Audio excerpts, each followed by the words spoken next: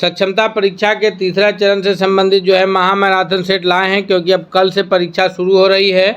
तो आइए हम लोग जो है देखते हैं, अपनी तैयारी को अंतिम उड़ान देते हैं। हमारे स्क्रीन पर पहला सवाल आया है कि कौन सा गैस प्रकाश संश्लेषण के द्वारा मुक्त होती है। यानी प्रकाश संश्लेषण की जो क्रिया होती है जिसमें पौधे अपना भोजन बनाते हैं, उसके लिए आवश्यक तो सूर्य की प्रकाश, कार्बन डाइऑक्साइड गैस और जो है जल होता है। लेकिन प्रकाश संश्लेषण की क्रिया के पश्चात, यानी पौधे जब अपना भोजन बना लेते हैं, उसके पश्चात जो है प्राण वायु यानी ऑक्सीजन जो है वो गैस निकलती है, मुक्त होती है, जिससे हम लोग श्वास के रूप में ग्रहण करते हैं। और उसी ऑक्सीजन से जब हम लोग श्वास लेते हैं तो फिर हमें ऊर्जा की प्राप्ति होती है, क्योंकि किसी भी जंतु में, जो भी जंतु है उसे ऊर्जा की प्राप्ति जो है श्वसन के पश्चात ही होती है, याद रखिएगा। तो प्रकाश संश्लेषण के दौरान मुक्त होने वाली गैस ऑक्सीजन है, और प्रकाश संश्लेषण के लिए आवश्यक गैस जो ज़रूरत होती है प्रकाश संश्लेषण में,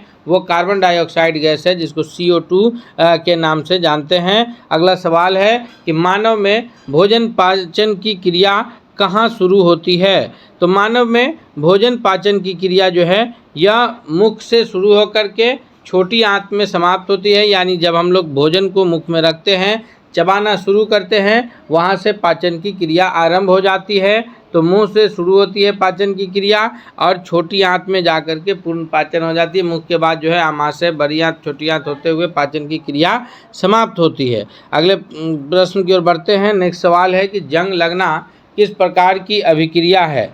तो लोहे में जंग लगने की जो क्रिया है यह एक तरह से देखिए तो ऑक्सीकरण अभिक्रिया है। कैसी है? ऑक्सीकरण यानी ऑक्सीजन का जुड़ना है। तो ये एक रासायनिक अभिक्रिया है, यानी ऑप्शन बी जो है तीसरा नंबर प्रश्न के लिए सबसे सही उत्तर के रूप में आंसर जाना जाएगा। अगले प्रश्न की ओर बढ़ते हैं। नेक्स्ट सवाल है हमारे स्क्रीन पर कि कौन सी प्रक्रिया द्वारा जानवर ऊर्जा प्राप्त करते हैं। जानवर कहिए या जंतु, जंतु से तात्पर्य ये होगा कि जिसमें जो है मनुष्य समेत सभी प्रकार के जंतु शामिल हो जाएंगे।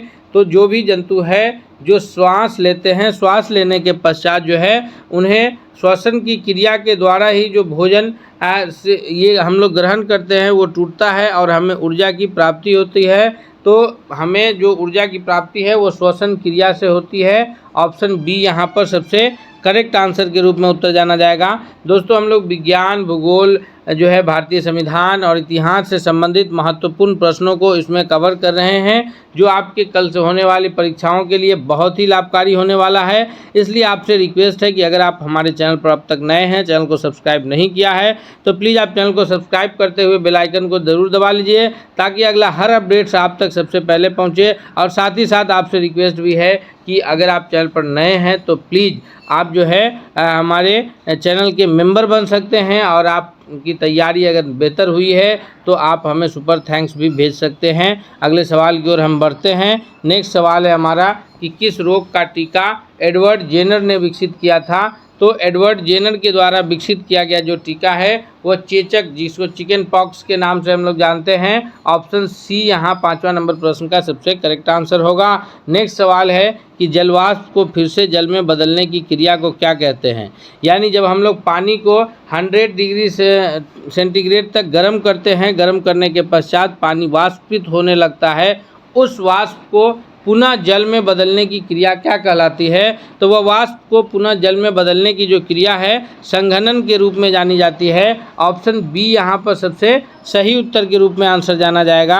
अगले प्रश्न की ओर हम बढ़ते हैं। नेक्स्ट सवाल है हमारे स्क्रीन पर कि कौन सा खनिज दूध में प्रचुर मात्रा में पाए जाते हैं। दूध का जो सेवन हम लोग करते हैं तो उस दूध में कौन सी खनिज जो है, आयरन है, कैल्शियम है, फास्फोरस है और मैग्नीशियम है हमारे स्क्रीन पर। तो दूध में प्रचुर मात्रा में पाई जाने वाली खनिज जो है वह कैल्शियम है, यानी ऑप्शन बी जो है इसका सबसे सही जवाब है। अगर आप हमसे पहले जवाब कर पा रहे हैं तो आप कमेंट करके ज़रूर बताइए। सवाल है कि पदार्थ की कणीय प्रकृति को सबसे पहले किसने सिद्ध किया। यानी कि किन्होंने बताया कि पदार्थ जो है छोटे छोटे कणों का मिलकर के बना होता है। तो यह बताने का कार्य जो है सबसे पहले जॉन डाल्टन ने किया था। उन्होंने कहा था कि जितने भी पदार्थ हैं वह छोटे छोटे कणों का बना होता है, याद रखिएगा। तो उसके जो छोटे छोटे कण हैं वो एकदम करीब करीब होते हैं, तो वह पदार्थ ठोस पदार्थ कहलाता है। ठोस पदार्थ के जो कण हैं वो बिल्कुल करीब करीब होते हैं, और जो है द्रव पदार्थ के जो कण हैं वो थोड़ा सा दूर दूर होते हैं ठोस के बनिस्बत, और जो गैस है उसके कण काफ़ी दूर दूर होते हैं। तो इस प्रकार उन्होंने ठोस, द्रव और गैस 3 अवस्थाओं में पदार्थ को बारे में बताया। जॉन डाल्टन ने कहा था कि पदार्थ के जो कण हैं, यानी कोई भी पदार्थ जो है वो छोटे छोटे कणों का बना होता है। ठोस के कण बिल्कुल करीब करीब होते हैं, द्रव के कण थोड़ा सा दूर दूर होते हैं, और गैस के कण बिल्कुल दूर दूर होते हैं। अब इन कणों, 2 कणों के बीच जो आपस में एक दूसरे के करीब रहने की जो बल है उसको अंतराअनुक आकर्षण बल नाम दिया गया था। चाहे वह ठोस का हो या द्रव का हो या फिर गैस का हो, तो इन तीनों में जो करीब करीब कण आपस में एक दूसरे के पास रहते हैं, जिस बल के द्वारा, वह बल अंतराअनुक आकर्षण बल कहलाता है।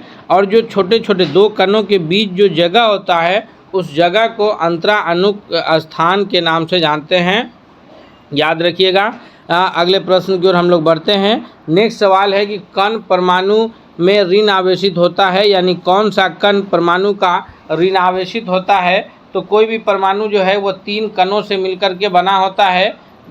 3 कण कौन कौन से हैं? तो प्रोटॉन, न्यूट्रॉन और इलेक्ट्रॉन, ये तीनों प्रमुख कण हैं जिससे मिलकर के परमाणु बने होते हैं, जिसमें प्रोटॉन पर धन आवेशित होता है और इलेक्ट्रॉन ऋण आवेशित होता है। अर्थात यहाँ पर ऑप्शन सी 9वां नंबर प्रश्न का सही उत्तर हो जाएगा।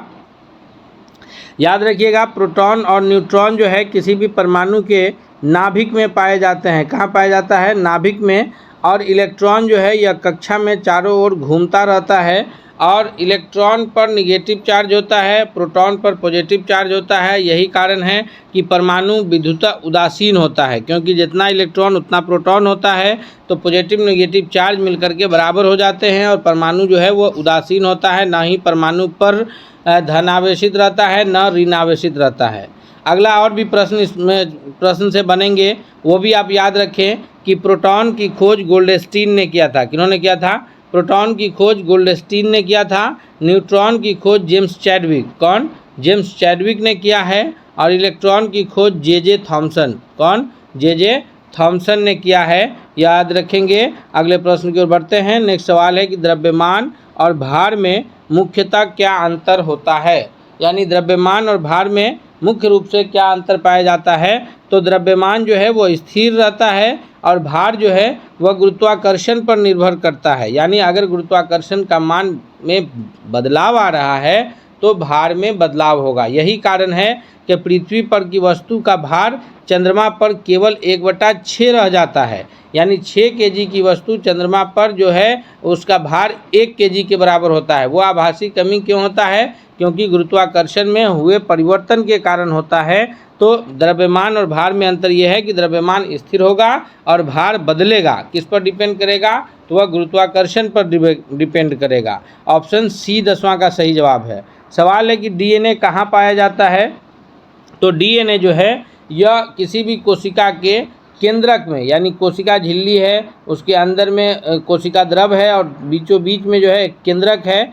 तो केंद्रक के अंदर में जो है डीएनए पाया जाता है, और ये बाहर में जो है केंद्रक के बाहर और कोशिका झिल्ली के अंदर, केंद्रक के बाहर और कोशिका झिल्ली के अंदर में ये सारे जो हैं, यहाँ पर माइटोकॉन्ड्रिया हो, चाहे राइबोसोम हो या लाइसोसोम हो, ये सारे पाए जाते हैं। और डीएनए जो है वो केंद्रक के अंदर डीएनए पाया जाता है। याद रखिएगा। नेक्स्ट प्रश्न की ओर बढ़ते हैं। अगला सवाल है हमारे स्क्रीन पर कि भारत का कुल क्षेत्रफल विश्व के कुल भूभाग का लगभग कितना % है। भारत का जो क्षेत्रफल है 32.8 लाख वर्ग किलोमीटर, यह विश्व के कुल क्षेत्रफल का 2.4% है। कितना है?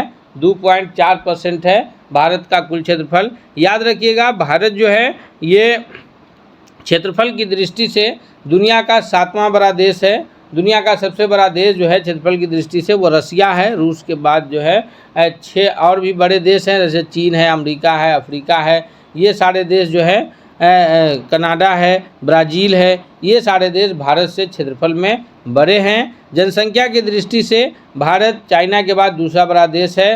हालांकि एक रिपोर्ट के मुताबिक भारत अब दुनिया का सबसे बड़ा जो है जनसंख्या वाला देश है। लेकिन यह आंकड़े साफ हो जाएंगे जब अगले वर्ष जो है, चूँकि 2011 के बाद भारत में किसी प्रकार की जनगणना अभी हुआ नहीं है, 2026 में जाति आधारित गणना पूरे भारत में होने हैं। तो उसके जब आंकड़े 27-28 में आएंगे तो फिर उस वक्त क्लियर हो जाएंगे कि दुनिया का सबसे बड़ा जो है जनसंख्या वाला देश भारत है या फिर अभी चाइना है। अगले सवाल की ओर बढ़ते हैं। नेक्स्ट सवाल है कि भारत का विस्तार कितने अक्षांशीय और देशांतरीय रेखाओं के बीच है।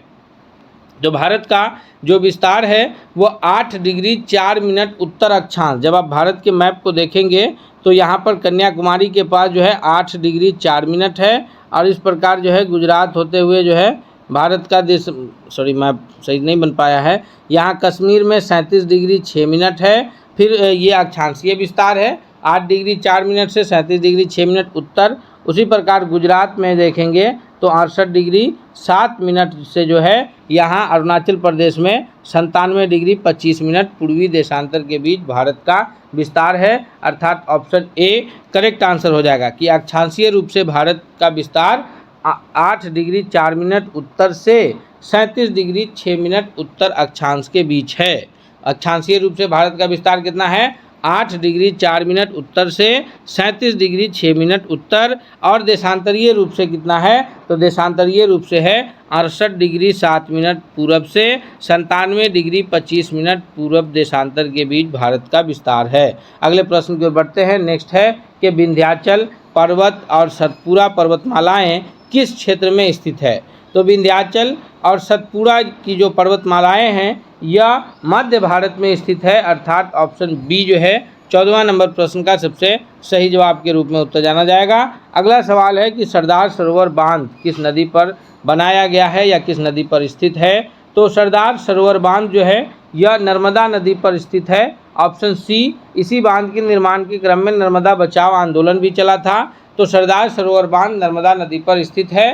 दोस्तों, हम अभी जो है विज्ञान के बाद भूगोल से संबंधित महत्वपूर्ण प्रश्न जो एनसीईआरटी की किताबों से तैयार किए गए हैं वो अभी कवर कर रहे हैं। हम इसके बाद जो है भारतीय संविधान इतिहास के प्रश्नों को भी कवर करेंगे। हम आपसे रिक्वेस्ट करते हैं कि अगर चैनल पर नए हैं तो ज़रूर सब्सक्राइब कर लीजिए। क्लास पसंद आ रहा है तो दोस्तों के बीच भी शेयर कर लीजिए, और आप हमारे चैनल के मेंबर बन सकते हैं। साथ ही साथ आप हमें जो है ये भेज सकते हैं, सुपर थैंक्स भी भेज सकते हैं। अगले सवाल की ओर बढ़ते हैं। नेक्स्ट सवाल है कि सुंदरवन डेल्टा में कौन से पेड़ मुख्य रूप से पाए जाते हैं? सुंदरवन डेल्टा जो है जहाँ पर बंगाल की खाड़ी में, कहाँ पर? बंगाल की खाड़ी में, जहाँ पर गंगा यमुना और ब्रह्मपुत्र, यानी गंगा और ब्रह्मपुत्र का जो ये है संयुक्त धारा है जहाँ पर गिरती है, वहाँ पर जो है सुंदरवन डेल्टा का निर्माण है मुहाने पर।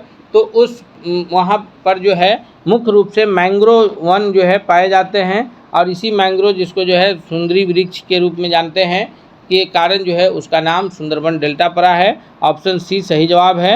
सवाल अगला है कि नर्मदा बचाओ आंदोलन किस परियोजना से जुड़ा था? तो नर्मदा बचाओ आंदोलन जो है यह सरदार सरोवर बांध परियोजना से जुड़ा हुआ है, यानी 17वां का ऑप्शन डी इसका सबसे सही जवाब है। अगले प्रश्न की ओर बढ़ते हैं। नेक्स्ट सवाल है हमारे स्क्रीन पर कि रब्बी फसलें कब बोई जाती है? रब्बी फसलें जो हैं ये 18वां नंबर प्रश्न का जो सही जवाब होगा कि रब्बी फसलें प्रत्येक वर्ष जो है अक्टूबर नवंबर के महीने में बोई जाती है और मार्च अप्रैल के महीने में काटी जाती है। रब्बी फसलें का समय क्या है? अक्टूबर नवंबर बोने का, और कटने का समय क्या है? मार्च अप्रैल। उसी प्रकार खरीफ फसल के लगने का अभी समय है जून जुलाई। अभी जो है धान की रोपनी हो रही है और मक्के की खेती हो रही है। ये सारे खरीफ फसल है जो बरसात के मौसम में बोए जाते हैं और फिर जो है ठंडी शुरू होने से पहले काटे जाते हैं। तो ये अभी खरीफ फसल का मौसम है, और जो है जो अक्टूबर नवंबर में बोए जाएंगे, मार्च अप्रैल में काटे जाएंगे, वो होंगे रब्बी फसल। और उसके पश्चात जो है ये मार्च अप्रैल में बोए जाते हैं और जून जुलाई में काट लिए जाते हैं। रब्बी खरीफ के बीच में वो जायद फसल जिसको जो है मूंग है, मड़ुआ जिसको जानते हैं रागी के नाम से, तो ये सारे जायद फसल हैं। अगले प्रश्न की ओर बढ़ते हैं। नेक्स्ट सवाल है कि भारत में सबसे लंबी रेलवे लाइन किसके बीच है? जो भारत में अभी वर्तमान में रेलवे लाइन चल रही है वह रेलवे लाइन सबसे लंबी जो दूरी तय करने वाली रेलवे लाइन है वो डिब्रूगढ़ असम के कन्याकुमारी तक जाने वाली है। जो विवेक एक्सप्रेस एक ट्रेन है विवेक एक्सप्रेस जो सबसे लंबी दूरी तय करती है डिब्रूगढ़ से कन्याकुमारी तक। ट्रेन का नाम क्या है? विवेक एक्सप्रेस, याद रखिएगा। नेक्स्ट प्रश्न की ओर बढ़ते हैं। संविधान सभा के प्रारूप समिति के अध्यक्ष कौन थे? संविधान निर्माण का जब कार्य चल रहा था तो ड्राफ्टिंग कमेटी के जो अध्यक्ष हुए हैं, प्रारूप समिति के जो अध्यक्ष हैं वो हैं बाबा साहब भीमराव अंबेडकर। ऑप्शन सी के रूप में उत्तर जाना जाएगा। और पूरी संविधान सभा की जो कार्यवाही चली है उसकी अस्थाई अध्यक्षता जो है डॉक्टर राजेंद्र प्रसाद किए हैं, याद रखिएगा। लेकिन उसमें जो है ड्राफ्टिंग कमेटी की अध्यक्षता बाबा साहब भीमराव अंबेडकर के द्वारा किया गया था। नेक्स्ट सवाल है कि भारतीय संविधान का प्रस्तावना प्रियम्बल जो है किसे घोषित करता है? तो जब हम लोग भारतीय संविधान की प्रस्तावनाओं को पढ़ते हैं तो याद होगा आपको कि हम भारत के लोग भारत को एक संपूर्ण प्रभुत्व संपन्न समाजवादी धर्मनिरपेक्ष लोकतांत्रिक गणराज्य बनाने के लिए तथा उसके समस्त नागरिकों को सामाजिक, आर्थिक और राजनीतिक न्याय दिलाने के लिए, तो यहाँ पर उसमें लोकतांत्रिक गणराज्य की भी बात होती है। उसके बाद जो है हम समाजवादी बात भी करते हैं, धर्मनिरपेक्ष गणराज्य, संप्रभुत्व है ना, लोकतांत्रिक गणराज्य, इन सारे विषयों पर चर्चा होती है। अर्थात ऑप्शन डी करेक्ट आंसर हो जाएगा कि भारतीय संविधान का जो प्रियम्बल है, जिसको हम लोग आत्मा कहेंगे, इनमें ये सारी बातें समाहित है। अगले प्रश्न की ओर बढ़ते हैं। नेक्स्ट है कि शिक्षा का अधिकार किस अनुच्छेद के तहत मौलिक अधिकार बना? तो शिक्षा का अधिकार जो है आज के डेट में मौलिक अधिकार है। हर बच्चे को शिक्षा पाना उसका मौलिक अधिकार है। और मौलिक अधिकार ही नहीं बल्कि शिक्षा देने का मौका फराहम करना ये मूल कर्तव्य है। हर गार्जियन का मूल कर्तव्य है कि वो अपने बच्चों को शिक्षा देने का मौका फराहम करे। तो ये ऑप्शन सी यहाँ पर करेक्ट आंसर है कि अनुच्छेद 21A के तहत जो है शिक्षा का अधिकार एक मौलिक अधिकार है, जहाँ पर सरकार जो है यह कोशिश करती है। हालांकि 6 से 14 वर्ष के बच्चों के लिए तो पूर्ण रूप से निःशुल्क शिक्षा की व्यवस्था थी ही। अब जो है 0 से 14 कह सकते हैं, क्योंकि 0 से 3 तक जो है वो आंगनवाड़ी बाल वाटिका से पूर्व के बच्चे होते हैं, उसकी भी देखरेख आंगनवाड़ी केंद्र के द्वारा किए जाते हैं।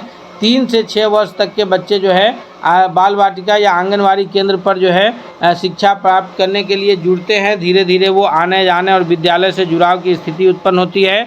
फिर 6 से 14 तक के उम्र में जो है बच्चे यहाँ पर पूर्ण रूप से निःशुल्क शिक्षा प्राप्त करते हैं, जहाँ उन्हें भोजन और जो है यूनिफॉर्म सारे गवर्नमेंट की तरफ से दिए जाते हैं। तो एक तरफ शिक्षा का अधिकार जो है बच्चे का मौलिक अधिकार है, वहीं दूसरी ओर उसकी गार्जियंस और जो सरकार का मूल कर्तव्य है कि उन बच्चों को शिक्षा के लिए जो है अवसर प्रदान करें। तो शिक्षा का अधिकार दोनों है, यानी कि वह मूल अधिकार भी है और मूल कर्तव्य भी है। अधिकार बच्चों के लिए है और कर्तव्य जो है वयस्क के लिए है। तो ये याद रखिएगा, ये चीज़ है कि एक अधिकार और कर्तव्य यहाँ दोनों निर्धारित है। अगले प्रश्न की ओर बढ़ते हैं। नेक्स्ट सवाल है कि किस अनुच्छेद के तहत व्यक्ति सर्वोच्च न्यायालय में मौलिक अधिकारों के संरक्षण के लिए याचिका दायर कर सकता है, यानी सुप्रीम कोर्ट में वह अपने मौलिक अधिकार के लिए जा सकता है। तो यह है अनुच्छेद 32, जिसको बाबा साहब भीमराव अंबेडकर ने संविधान की आत्मा कहा है कि अनुच्छेद 32 के तहत अगर किसी के मौलिक अधिकारों का हनन हो रहा है तो वह सुप्रीम कोर्ट जा सकता है और सुप्रीम कोर्ट स्वतः इस पर संज्ञान ले सकता है। अगर उसे लगता है कि किसी भी नागरिक के मौलिक अधिकार की हनन हो रही है तो सुप्रीम कोर्ट इस पर स्वतः भी संज्ञान लेता है। नेक्स्ट सवाल है हमारे स्क्रीन पर कि कुल कितने मौलिक कर्तव्यों का उल्लेख संविधान में किया गया था। तो दोस्तों सबसे पहले तो आप ये जानिए कि जो मूल संविधान हमारा निर्माण हुआ था 26 नवंबर 1949 को, जिसे एडॉप्ट किया गया था और 26 जनवरी 1950 को लागू किया गया था, तो उस संविधान में कहीं मूल कर्तव्य का जिक्र नहीं था। मौलिक कर्तव्य जो जोड़े गए हैं यह 42वें संविधान संशोधन के द्वारा 1976 में जोड़े गए हैं। कब जोड़े गए हैं? 1976 में, वो भी सरदार सरवन सिंह समिति की सिफारिश पर। याद रखिएगा कब जोड़ा गया है मूल कर्तव्य? तो 42वां संविधान संशोधन के द्वारा 1976 में जोड़ा गया है सरदार सरवन सिंह समिति की सिफारिश पर। और ये जोड़ा कहाँ गया है? भाग 4 में। और अनुच्छेद जो है 51A, अनुच्छेद 51A में जोड़ा गया है। याद रखिएगा 11 मौलिक कर्तव्य है। पहले 10 निर्धारित थे, लेकिन शिक्षा के अधिकार को 2002 में जोड़ करके अब उसी में 11 मूल कर्तव्य जो है भारतीय नागरिकों के लिए निर्धारित किए गए हैं। अगले प्रश्न की ओर बढ़ते हैं। नेक्स्ट सवाल है कि भारत में राष्ट्रपति का चुनाव कैसे होता है। तो भारत में जो राष्ट्रपति का चुनाव होता है वह निर्वाचक मंडल के द्वारा राष्ट्रपति और उपराष्ट्रपति का चुनाव होता है। यानी भारत में राष्ट्रपति का चुनाव डायरेक्ट नहीं होता है, जनता डायरेक्ट वोट करके राष्ट्रपति नहीं चुनते हैं। जनता के जो चुने हुए प्रतिनिधि होते हैं, जैसे राज्य विधानसभा के सदस्य हैं, लोकसभा के सदस्य हैं, तो ये सारे लोग मिल कर के जो है भारत के राष्ट्रपति का चुनाव करते हैं। यहाँ ऑप्शन सी इसका सबसे सही जवाब के रूप में उत्तर जाना जाएगा। नेक्स्ट प्रश्न की ओर हम लोग बढ़ते हैं। सवाल है कि भारत का कौन सा अनुच्छेद धर्मनिरपेक्षता की गारंटी देता है। तो भारत का जो अनुच्छेद है स्वतंत्रता के अधिकार के अंतर्गत धार्मिक स्वतंत्रता के अधिकार में जो 26वां नंबर प्रश्न का ऑप्शन बी है कि अनुच्छेद 25 जो है वह धर्मनिरपेक्षता की गारंटी देता है। धर्मनिरपेक्षता का अर्थ है कि भारत का राष्ट्र का अपना कोई राष्ट्रीय धर्म नहीं होगा।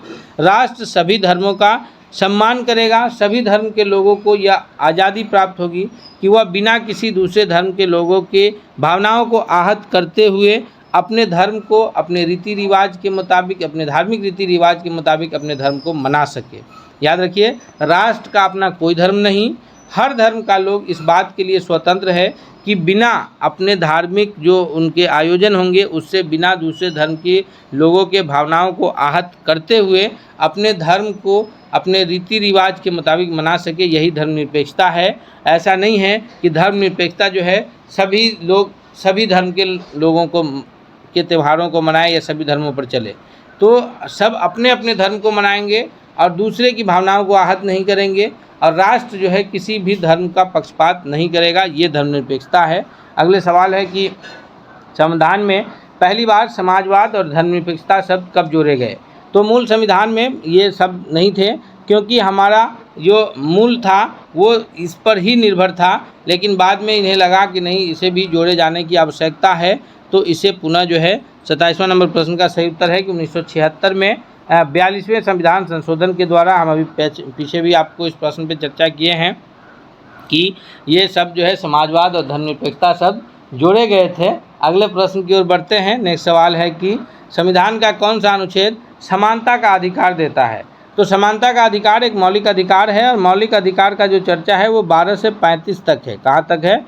अनुच्छेद 12 से 35 तक है, जिसमें अनुच्छेद 14 से 18 तक, याद रखिएगा, अनुच्छेद 14 से 18 तक जो है वह समानता के अधिकार का चर्चा किया गया है। उसके बाद जो है फिर 19 से 22 तक जो है वह स्वतंत्रता का अधिकार है। 19 से 22 तक स्वतंत्रता का अधिकार है। तो समानता का अधिकार, स्वतंत्रता का अधिकार, धार्मिक स्वतंत्रता का अधिकार, ये सारे जो है 6 मौलिक अधिकार हैं। टोटल कितने मौलिक अधिकार? पहले 7 अधिकार हुआ करते थे, बाद में एक अधिकार को संशोधन के द्वारा खत्म किया गया, वो था संपत्ति का अधिकार। अगले सवाल की ओर बढ़ते हैं। नेक्स्ट सवाल है कि कौन सा अनुच्छेद अस्पृश्यता यानी छुआछूत के उन्मूलन करता है। तो अस्पृश्यता को समाप्त करना यानी छुआछूत का उन्मूलन जो है भारतीय संविधान का अनुच्छेद 17 जो है इस बात की वकालत करता है कि भारत का एक भी नागरिक जो है किसी भी आधार पर अछूत नहीं माना जाएगा, चाहे वो धार्मिक रूप से हो, चाहे वो जाति आधार पर हो, भाषा के आधार पर हो, लिंग के आधार पर हो, तो किसी भी आधार पर किसी भी नागरिकों के साथ छुआछूत जैसी भावनाएं नहीं की जाएगी, चाहे उसमें जाति, धर्म, भाषा, लिंग आधारित किसी भी प्रकार का कोई भी छुआछूत की बात जो है भारतीय संविधान नहीं करता है। अस्पृश्यता के जो है उन्मूलन के लिए अनुच्छेद 17, और अगर कोई इस प्रकार की भेदभाव करता है तो सुप्रीम कोर्ट स्वयं संज्ञान लेगा, और नहीं तो अनुच्छेद 32 के तहत जो है वो नागरिक सुप्रीम कोर्ट जा सकता है डायरेक्ट उसके अगेंस्ट में। अगले सवाल की ओर बढ़ते हैं। सवाल है कि भारतीय संविधान में कुल कितने अनुच्छेद हैं 2023 तक, यानी वर्तमान में पूछा जा रहा है। तो वर्तमान में भारतीय संविधान में जो है 448 अनुच्छेद है। कितने हैं? 448 अनुच्छेद है। मूल संविधान जो बना था 26 नवंबर 1949 को, उसमें 395 अनुच्छेद थे। कितने थे? 395 थे। अभी वर्तमान में 448 है। संशोधन के द्वारा जो है ये 53 अनुच्छेद अब तक बढ़े हैं, और मूल संविधान में 22 भाग था, और जो है 8 अनुसूचियाँ थी। अभी जो है 12 अनुसूचियां हैं, 25 भाग हैं और 448 अनुच्छेद हैं। याद रखिएगा, मूल संविधान में 395 अनुच्छेद थे, 22 भाग थे और 8 अनुसूचियां थी। अभी 12 अनुसूचियां हैं, 25 भाग है और 448 अनुच्छेद है। अगले सवाल की ओर बढ़ते हैं। सवाल अगला है हमारे स्क्रीन पर कि जर्मनी का एकीकरण किनके नेतृत्व में हुआ था। जी हाँ दोस्तों, अब हम लोग जो है इतिहास के प्रश्नों की तरफ आए हैं। हम यहाँ से अगला इतिहास का सेट देखेंगे, इसलिए हम आपसे रिक्वेस्ट करते हैं कि अगर आप हमारे चैनल पर अब तक नए हैं, चैनल को सब्सक्राइब नहीं किया है तो प्लीज़ आप चैनल को सब्सक्राइब करते हुए बेल आइकन को दबाइए ताकि अगला हर अपडेट्स आप तक सबसे पहले पहुँचे। सवाल है कि जर्मनी का एकीकरण किसके नेतृत्व में हुआ। तो जर्मनी का जो एकीकरण है यह मुख्य रूप से बिस्मार्क के नेतृत्व में हुआ था। ऑप्शन सी इसका करेक्ट आंसर के रूप में उत्तर जाना जाएगा। नेक्स्ट सवाल की ओर बढ़ते हैं। इससे पहले हम आपसे फिर एक बार कहेंगे कि आप हमारे चैनल के मेंबर बन सकते हैं और आप हमें सुपर थैंक भेज करके एनक्यू स्टडी की टीम को जो है आप मदद कर सकते हैं। सवाल है कि फ्रांस में क्रांति किस वर्ष हुई थी। तो फ्रांस के राजा लुई 16वां के विरुद्ध 1789 में यह फ्रांस की क्रांति हुई थी। यह यूरोप के राष्ट्रवाद में पहली क्रांति थी। इसके पश्चात जो है संपूर्ण यूरोप में क्रांतियाँ हुई। अगले प्रश्न की ओर बढ़ते हैं। नेक्स्ट सवाल है कि प्रथम विश्व युद्ध किस वर्ष शुरू हुआ था। तो प्रथम विश्व युद्ध जो है यह 1914 में शुरू हुआ और 1918 तक चला था। कब तक चला था?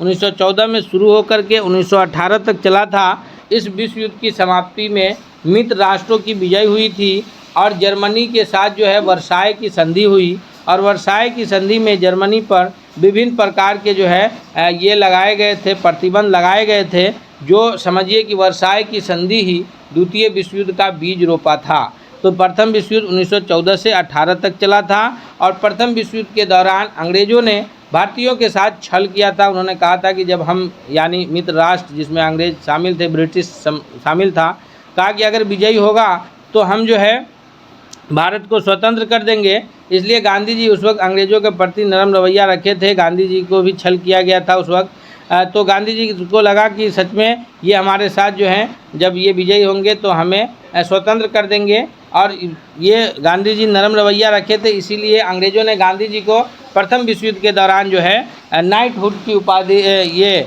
कैसर हिंद की उपाधि दिया था। गांधी जी को कैसर हिंद की उपाधि दिया, जो बाद में 1919 में जब जलियांवाला बाग हुआ तो गांधी जी उसे लौटा दिए थे। सवाल है अगला कि चोल शासक कौन सी भाषा में अभिलेख लिखवाते थे। तो चोल साम्राज्य जो है दक्षिण भारत में हुआ है। चोल शासक अपना सभी अभिलेख जो है तमिल भाषा में लिखवाते थे। ऑप्शन बी यहाँ करेक्ट आंसर होगा। नेक्स्ट प्रश्न की ओर बढ़ते हैं। सवाल अगला है कि दिल्ली सल्तनत की स्थापना किसने की थी। तो दिल्ली सल्तनत की स्थापना 1206 से लेकर के 1526 तक दिल्ली सल्तनत का भारत में शासन रहा है। कब से? 1206 से लेकर के 1526 तक, जिसकी स्थापना जो है कुतुबुद्दीन ऐबक के रूप में जाना जाता है। हालांकि मोहम्मद घोरी का ये गुलाम रहा, तो गुलाम वंश का पहले स्थापना हुआ है, उसी को ममलूक वंश के नाम से जानते हैं। कुतुबुद्दीन ऐबक के द्वारा जो है गुलाम वंश की स्थापना, जो दिल्ली सल्तनत की स्थापना के रूप में जाना जा रहा है, 1206 ईस्वी में हुआ। और उसके बाद ये अलग अलग वंश, गुलाम वंश, उसके बाद जो है खिलजी वंश, सैयद वंश, तुगलक वंश जो है ये शासन किए हैं और लास्ट में लोधी वंश का शासन रहा है। लोधी वंश के अंतिम शासक जो है इब्राहिम लोधी को 1526 में बाबर ने पानीपत में हरा करके भारत में मुग़ल साम्राज्य की स्थापना किए थे। तो ये 1206 से 1526 का जो शासनकाल है यह दिल्ली सल्तनत के सुल्तानों का शासनकाल के रूप में जाना जाता है। नेक्स्ट सवाल है कि इल्तुतमिश की बेटी कौन थी जिसने शासन किया। तो कुतुबुद्दीन ऐबक का गुलाम इल्तुतमिश शासन किया। उसके बाद जो है इनकी बेटी रजिया सुल्ताना हुई है जो शासन की थी। तो ये जो है पहली भारतीय महिला शासिका के रूप में रजिया सुल्तान का नाम आता है। यह इल्तुतमिश की बेटी थी। अगले प्रश्न की ओर बढ़ते हैं। नेक्स्ट सवाल है कि बाबर किस युद्ध में विजयी हुआ। तो हम अभी आपको पिछले प्रश्नों में इस बात को कहे हैं कि बाबर जो है 1526 ईस्वी में पानीपत के प्रथम युद्ध में इब्राहिम लोधी को हरा करके भारत में दिल्ली सल्तनत की सत्ता को समाप्त कर मुग़ल साम्राज्य की स्थापना किया। वो पानीपत का प्रथम युद्ध 1526 में हुआ था। नेक्स्ट सवाल है कि गोलकुंडा किस लिए प्रसिद्ध था। गोलकुंडा जो है, जो कि आधुनिक ये आंध्र तेलंगाना राज्य में स्थित गोलकुंडा है, तो यह उस वक्त जो है हीरे के लिए प्रसिद्ध था। ऑप्शन ए इसका करेक्ट आंसर है। नेक्स्ट सवाल, सॉरी हाँ, गोलकुंडा जो है हीरा के लिए प्रसिद्ध था। नेक्स्ट सवाल के आगे बढ़ते हैं हम लोग। अगला सवाल है कि भारत में यूरोपीय व्यापारियों का जो है सबसे पहले कौन आया। तो भारत में जितने भी यूरोपीय कम आए हैं, डच, फ्रेंच, पुर्तगाल, अंग्रेज, तो उसमें सबसे पहले हम सभी जानते हैं कि पुर्तगाल आया था 1492 में। जो है वास्को डी गामा 1492 में चला था, खोज किया था अमेरिका का कोलंबस, जो भारत के लिए ही निकला था। लेकिन 1498 में वास्को डी गामा सबसे पहले भारत आया। कब? 1498 में, जो पुर्तगाल का था। और जो है यह कहाँ पहुँचा था? तो केरल के कालीकट बंदरगाह पर जो है सबसे पहले 1498 में Vasco D gamma Vasco D gamma जो है ये आया था, जो पुर्तगाली था। सवाल अगला और अंतिम है इस सेशन का कि भरतनाट्यम नृत्य किस राज्य से संबंधित है। तो भरतनाट्यम नृत्य जो है यह संबंधित है तमिलनाडु राज्य से। ऑप्शन बी करेक्ट आंसर है। दोस्तों, हम लोग जो है 40 ऐसे वीवीआई प्रश्नों को किए हैं जो हर परीक्षाओं में बार बार पूछे जाते हैं। इसलिए आपसे फिर अब चलते चलते रिक्वेस्ट है कि अगर आप हमारे चैनल पर नए हैं तो प्लीज़ चैनल को सब्सक्राइब कीजिए। आपको क्लास पसंद आया तो दोस्तों के बीच शेयर कीजिए। आप हमारे चैनल के मेंबर बनिए ताकि अगला हर अपडेट्स आप तक जल्दी से पहुँचे। हम मिलते हैं अगले सेट के साथ, तब तक के लिए बहुत बहुत धन्यवाद।